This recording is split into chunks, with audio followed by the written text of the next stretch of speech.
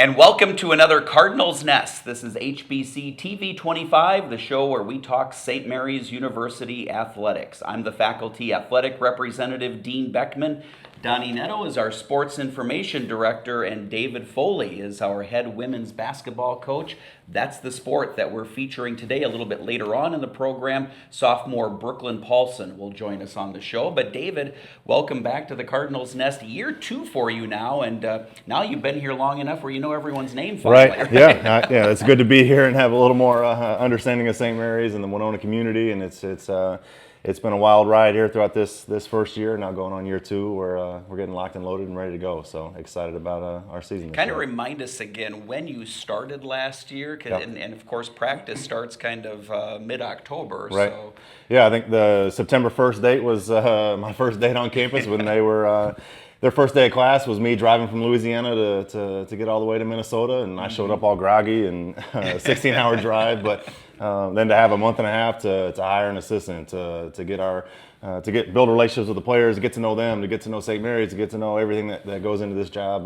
To do that in a month and a half was not ideal, but we got it done, and it's been nice to have a full off season to prepare and to have a recruiting class come in and to really get things going in our direction. And I know we've talked off camera that you continue to kind of put your systems into place. Has it been a little bit easier this fall to kind of work on that because you have had some more time for yourself to prepare, right? Rather than boom, here we go. Let's try and get your names down. Right, for sure. And I think for any coach to build your own system around the team that you have is important as well. So for me to have an understanding of what our players are and what they can do, what their strengths are, what would be best suited for us moving forward, and knowing about St. Mary's and what we can recruit towards. The type of players, the type of people that we're looking to bring in. So I would say yes, we're able to kind of put our mark as a coaching staff on this program, especially with this time to prepare and think through those things and have a little more understanding of who we have and what we're going to be able to do in our conference. How about the biggest thing that you learned from last year, aside from that you are a very quick study, but the biggest thing you learned in your first year at St. Mary's that you can bring into this year and improve on? Yeah, I think how tough and how much focus and how much energy we need to bring to every day in practice, to every competition that we have. The MIAC is an incredibly competitive conference, and from being an outsider looking in my time in Iowa and even being down south, I mean, you know of the MIAC, but until you get here and coach against some of the quality coaches that are in our league, to compete against some of those players that we have in this league, that you have to bring your A game from a focus and an enthusiasm and an energy standpoint every night, and to step into that and see that firsthand was a great learning experience for me. You know, I know every year a coach has to change things up, and as you learn more about the team, you change things. Obviously, you lose Brandy Blattner from a season ago. So what's going to be some of the changes this year? I know on social media I've seen the hashtag frenzy quite a bit. So tell us a little bit about, without giving trade secrets away, of course. No secrets. Anybody, give me a call if you want to know more. Frenzy just is an identifier. It's a brand for our program. It started around the idea of full court pressure on defense, and hey, we want to be chaotic. We want to, the Havoc term, and with VCU from years past, and the Richard Patino and Shaka Smart and Vivian Stringer, so some of those full court pressure teams, and it just kind of built into, hey, frenzy is kind of what we're going to identify ourselves. The hashtag is how it started, and it's grown into a little bit more than that for us. It's more than just our full court press, but it's our family. It's how we treat each other. It's how we attack each day. It's how we want to be moving forward. So that word frenzy and the high tempo, the high pace, the chaotic style that we want to play is going to help us be successful moving forward. And it's a transition. It's new. It's something that is going to look a whole lot different for our fans and for anybody that's going to see us play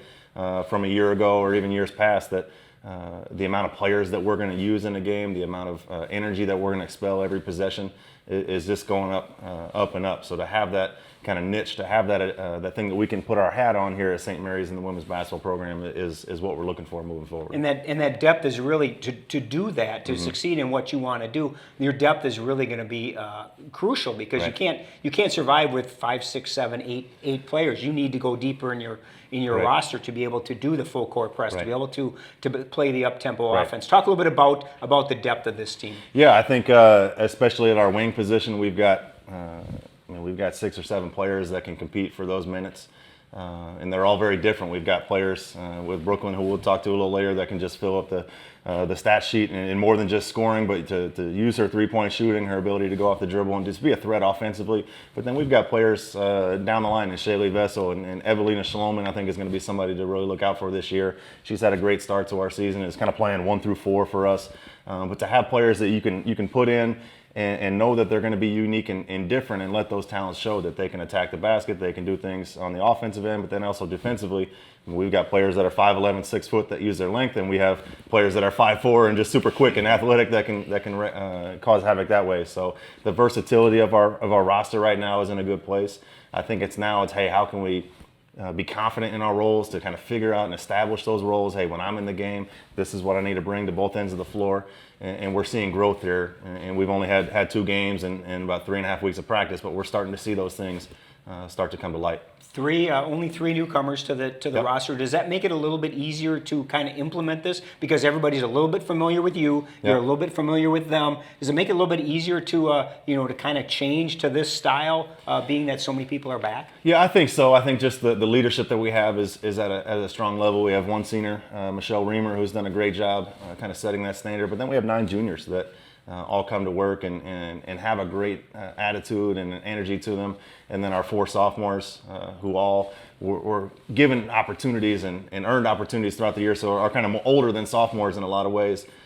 So to have a roster like that, and at the end of the day, everybody's new. So what we did last year, I mean, there's only a couple terminology and a couple things maybe in the half court that stay the same, but this is all new.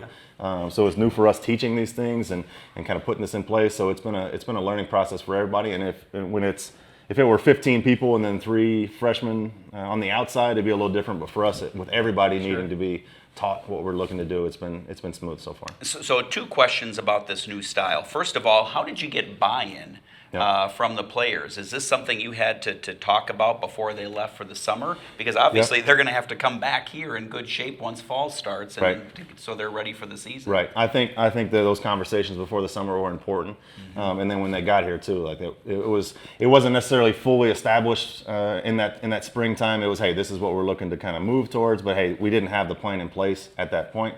And then come in the fall, it was, hey, this is what we're doing. And we talked to them throughout the summer at times when we saw them. But hey, we got to be ready to run. And if you want to compete for playing time, you need to be able to sustain this tempo on the floor. And I think that built excitement.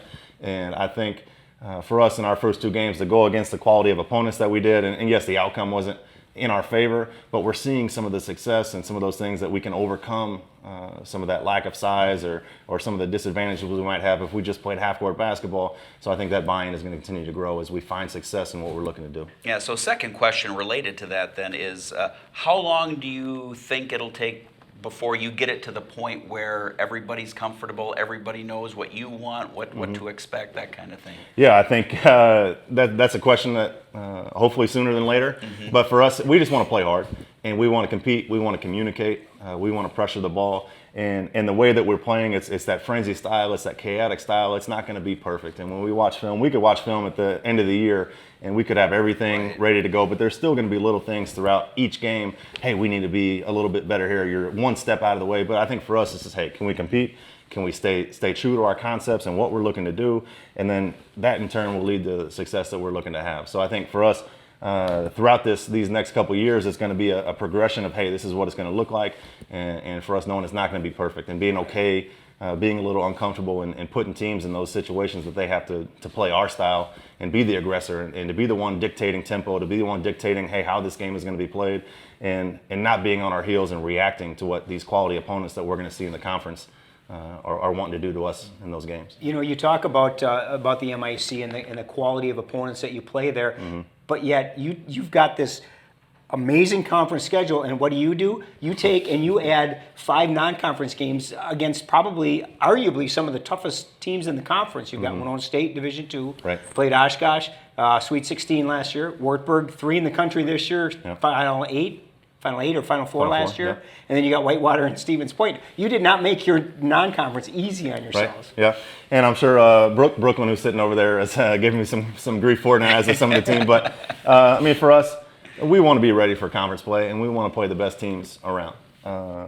It's my goal as the head coach of St. Mary's women's basketball that our players at least once in our 4 years are going to have an opportunity to get into that NCAA tournament. And I was very fortunate to compete in one as a player, as a student athlete, and then one as a coach, as an assistant at Luther. And those experiences were something that I'll never forget. And that's the goal the end goal for our program.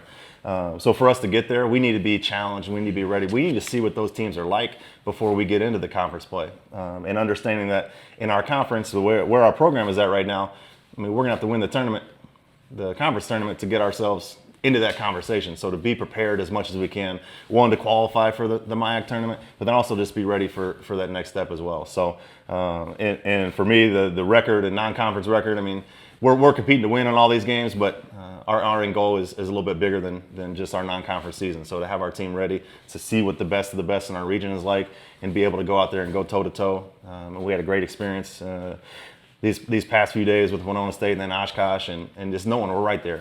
And when we're watching film, it's the size difference and some of the athleticism was definitely and not in our favor in some of those spots. But when we saw success, when we played within the concepts that we're looking to do, we were in a positive position. And now it's about sustaining that throughout 40 minutes. Talk about Hallie Schmaling a little bit. We Yep. had her on the program last year, and she's back again, Right. kind of the point guard, quarterback of Yep. the offense for you. She's going to play, obviously, a big leadership role this For sure. year. I think Hallie is going to really step forward and have an opportunity to shine this year. She was playing behind Kirsten Keefe last year, who was a senior point guard for us and did a lot of great things. But moving forward for Hallie to play in this tempo, to have the basketball IQ that she does, to pair with Claire Patterson, kind of in that they're both in that same class and have that opportunity to be point guards, but also play off the ball and play off of each other. The quarterback of the defense is really important to us. Mm-hmm. And with her and Claire being able to kind of partner up top, and they're not necessarily vertically gifted in some of those ways in height, but they are competitors, and they set the tempo at the top of our press. They do an awesome job. And I think both of them are still finding themselves offensively early in the season. But as they continue to get more comfortable in the way we're going to play offensively, and with their talents on defense, I think Hallie and then Claire as well are going to really have an opportunity to shine. Well, as long as we're bringing Brooklyn on, how about taking a minute or two and talk Yep. about her phenomenal freshman season, Yep. co-MIAC Rookie of the Year, honorable mention All-Conference, on the All-Rookie team. I mean, Right. I guess I knew what to expect. She lived up to her billing, so to speak. Right. Sophomore now, where does she take it from here? I think the sky's the limit for her. I think her work ethic and the things that she put in the off season are really going to shine this year as well. I think the thing that she is just a 3-point shooter is not going to be in the conversation. I mean, she is a knockdown, lights out shooter, but we're going to use her in a lot of other ways. I mean, she can make plays for her teammates. She can play in the mid range. She can score in the post. So for her, it's going to be how can we best use her in a lot of those ways. And I think her leadership, her work ethic, and those things are going to continue to shine in our program and be a big part of what we're looking to do. To have players that had a season like she did a year ago but aren't satisfied, and that they know there's bigger things to come for our program and our team. And that's, as a coach, you wouldn't want anything more than what she brings and what the rest of our team is going to bring to that. And then off the floor, to be the type of student that she is, to be the type of person on campus is just a great example of what a student athlete here at St. Mary's should be. David, I just have one complaint about Brooklyn, and Okay. that is in that basketball showcase that we did preseason with the men's team, I had a pride bet on Brooklyn to Yep. win the 3-point contest, and KG, Kevin Gleason, just edged her out a little. Right. Yeah, and I think Michelle Reamer could have a little say in that. She Yeah. pushed Brooklyn into a Right. tiebreaker, so Tired her out. we had to shoot a little more than the guys did. But no, we're extremely confident in Brooklyn, and we've got some extremely talented offensive players in our program. I think Michelle Reamer, who we just mentioned, is going to have an opportunity to really step forward. Shaylee Vessel, who had 18 points against Oshkosh, coming off the injury, really trying to find herself again, and she's going to be a dynamic player in our conference. And then down the line, Jada Biermeyer is somebody who we haven't mentioned as well, who's starting at the 5 for us, is super skilled, is super smart and physical, and she's going to grow into kind of being that dominant low post presence. And we've got a roster of players that are ready to step out and shine. And the cool thing for us as coaches, when we have Brooklyn, we have Shaylee, and we have some of these players that, okay, we know we're going to get certain things here, but then there's a group of 6 or 7 other players that, I mean, they could go score 15, 18 points in a game. You just don't know who that's going to be. And I think for us, finding consistency, and we need to have that next person step up and and when we're looking to score the basketball. So I think, like we talked about, establishing those roles, finding comfort in those roles is going to be a big piece of our success moving forward. You know, real quickly, having had many conversations with you this year, I can feel the excitement that you have. I mean, last year there was certainly the nerves because of when you started and whatnot, but every time I talk to you, I can see the excitement in your body language for this season. You are definitely excited for what this team can do and the potential that it does have. Right. Yeah, and to be honest, last year coming in as late as I did and with the success and the established players, and you mentioned Brandy and some of the players that we had, I mean, I was feeling a little pressure maybe, and there were some nerves there. Everybody's coming in when I walked in like, oh, coach, you're going to win the whole thing and all these things. Like, whoa, hey, I just got here. I don't know. What's your name again? Right. But for now, we're ready. And I think we know we have a challenge ahead of us. We know we have this non-conference schedule that's going to push us. We know we're going to have, we have a conference game in just over a week now. So we've got to get ourselves ready to go. And I think we're motivated. We have a team that's focused, and we're going to continue to improve each day. And I think the excitement around our women's basketball program and really all of our sports right now with the winter sports, with both hockeys and men's basketball, this is going to be an exciting winter time for St. Mary's Athletics, and we have the type of student athletes that are going to put on a show for our fans when they come out and see us. All right, David Foley, head coach for the women's basketball team. Thanks for being on the show. And one of those players you talked about, Brooklyn Paulson, will join us next here on the Cardinals Nest. What happened on Oak Island? The search continues. Back to the swamp. All right, here we go. He's operating blind. I've done something. There's more out there to find. Cable's #1 nonfiction series returns. Is there a booby trap in Smith's Cove? Is there a flood tunnel in the money pit? Steps seem to lead down to something. I knew it. This is what we've been looking for. The Curse of Oak Island, Tuesdays at 9 on History. My name is Robert Oliva. I'm Adam Thorne, and we're on the hunt for the most painful bites and stings in the animal kingdom. Whoa, whoa, whoa, whoa, whoa. Justin Schmidt established the pain index for what we're going to be continuing. The wider range of animals we use, the more accurate our pain skill will be. It's sting time. When you study pain, the truth hurts. There's only one thing that'll make me feel better. Let's sting you too. Kings of Pain, all new Tuesdays at 10 on History. The Big 12 is not for the weak. You face Red River shootouts and destructive cyclones, with cowboys and longhorns ready to take you down. Every week, you fight or surrender. Win or lose, you do. Or you don't. There is no other choice. Big 12 football on FS1, or watch anywhere on the Fox Sports app. You just don't screw up when it comes to people's lives. One simple, stupid mistake. It's very scary. It's putting your life at risk. Oh my God. What you don't know can hurt you. That looks very illegal. Mike Holmes and his son are on a mission to help homeowners make it right. Let's get to work. All new Wednesday night at 9, only on DIY Network. And we are back here on the Cardinals Nest on HBC TV 25, where we talk St. Mary's Athletics. Women's basketball is our feature this week, and Brooklyn Paulson joins us now, a sophomore on the team. And Brooklyn, you heard us talking with your head coach, David Foley, and are you getting tired of hearing about that three-point contest that I alluded to, where you fell in the finals to Kevin and from the men's team? That was a tough one, wasn't it? I mean, I don't get tired of hearing it because obviously it's going to make me want to win it next year. Right. But yeah, that was tough. But You know, it that's happens. different though, isn't it? I mean, because I did talk to Kevin afterwards, and it's like, you're a three-point shooter.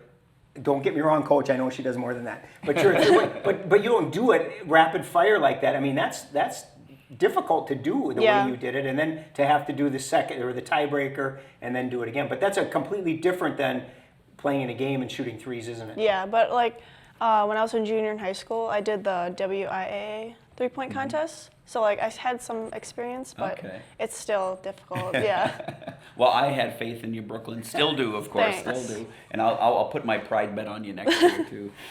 So you brought up high school. You're from Holmen, so tell us a little bit about growing up in Holmen and how you got started in basketball, and then why you ended up coming to St. Mary's, not too far from home, of course. But Well, my dad loves basketball, and that's pretty much why I got into it. But also, like, my brothers, they both played basketball all throughout their lives. So I think I started in maybe 1st grade, and then I joined an AAU team in 5th grade, and I played that all through middle school and high school.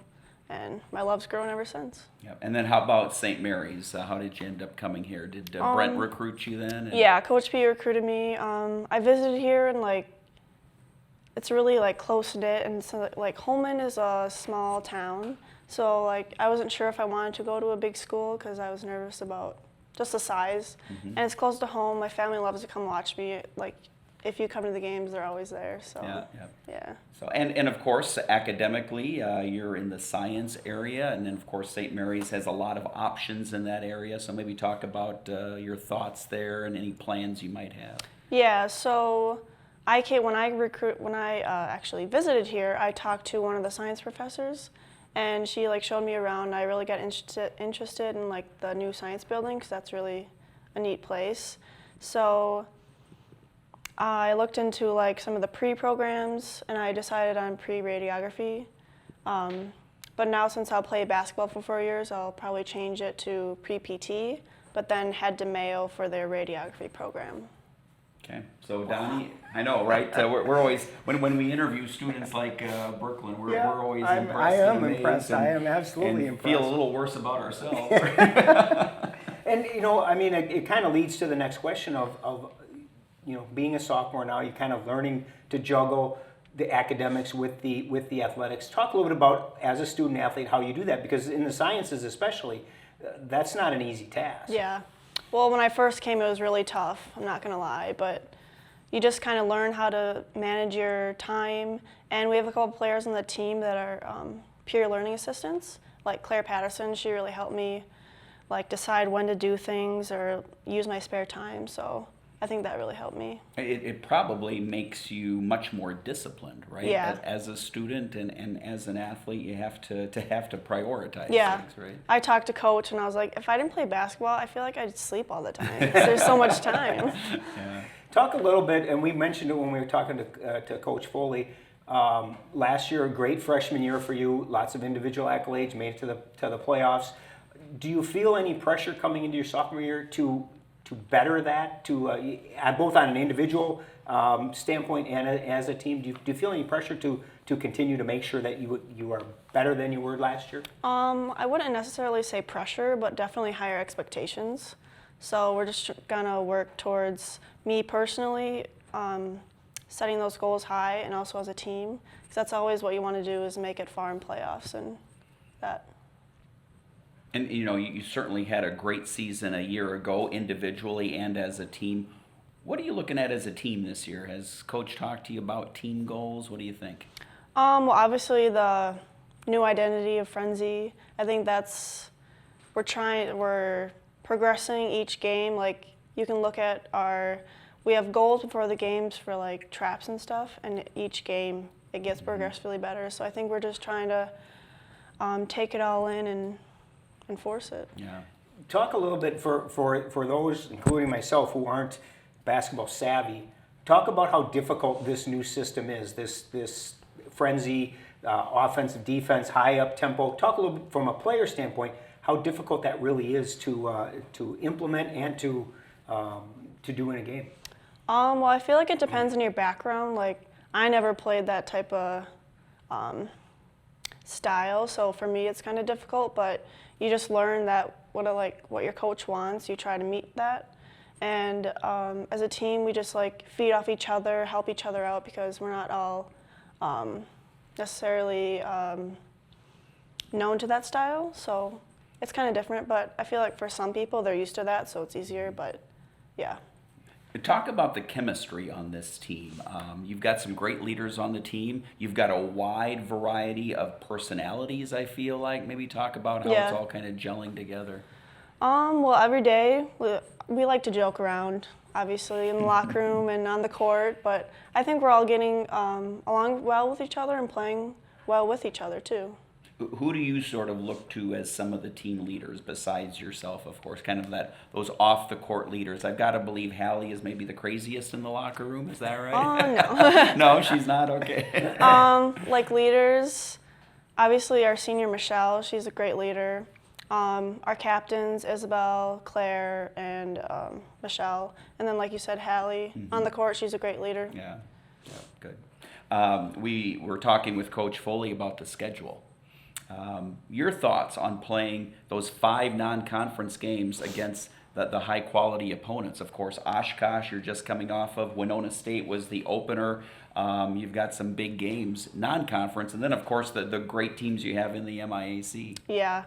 I mean, I get why he's doing it, just to make us better, but, you know, you always like those confidence booster games, but we don't have many of those, so we're going to have to look a different way to... Yeah, or upset one of those teams to help build that confidence, right? Yeah. Well, talk a little bit about the season. What are your expectations in terms of, you know, where you want to be? Do you have, like, milestones? Thanksgiving break's coming up. Do you want to be in a certain spot, or what, you know, as you guys talk about your goals, you know, what are you looking at? Obviously, we're trying to win. We want to win as much games as possible, but also I think just also furthering our identity and like establishing it. So once we get into conference play, we know who we are and what we can do. We gave, I get this one. Oh, you get this. We gave Coach Foley an opportunity to talk about you. So now it's your turn. Tell us a little bit about Coach Foley. What is it about him that really makes him successful in the position he's at? I think he's really focused on what he wants. In practice, he's always reminding us of what we need to be and like trying to motivate us to like buy into that. And I think like what we do in practice and the drills are helping us to get there. Brooklyn, every year, Donnie, as our sports information director, gives you a little questionnaire to fill out, kind of a little insight into who Brooklyn Paulson is. Do you always tell the truth on those questionnaires? That's what I want to know, because sometimes he gets some really out of the ordinary answers. Do you tell the truth with it?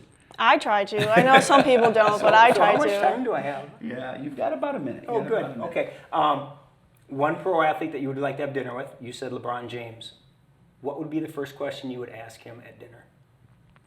How does he keep going? Like, he just gets better and better each year, and I think that's awesome. So I have 2 more, and the first one's going to be the embarrassing one. Okay? Your hidden talent is making a 3-leaf clover with your tongue. Do I have to do that? Yes, you do. Oh, man. Not bad. Okay, the last one. Your favorite pro athlete, and I'll spell his first name, Giannis. You spell the last name. Okay, I gotta like write it down. Anteokounmpo.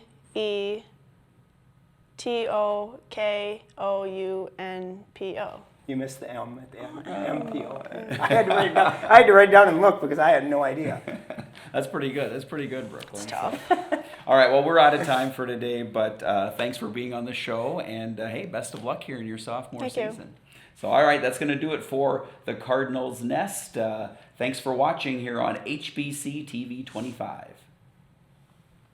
Get ready to rock the block. 4 top designers, 4 suburban homes. The renovation showdown is on. This is my turn. I don't like to lose. This is gonna be fun. I'm gonna crush the competition. It's time to rock the block. Rock the block. All new Monday night at 9 on HGTV. Tuesdays on DIY Network. Go OTG. That's wicked off the grid. These new pioneers push the boundary. We got a storm coming in. There's nothing that comes easy up here. To build their dream home. We want to be completely off the grid. This has been a lot harder than we ever thought it was going to be. I won't give up. This is life beyond the frontier. That was a lot of work, but worth it. All new Building Off the Grid. Tuesday night at 9 on DIY Network.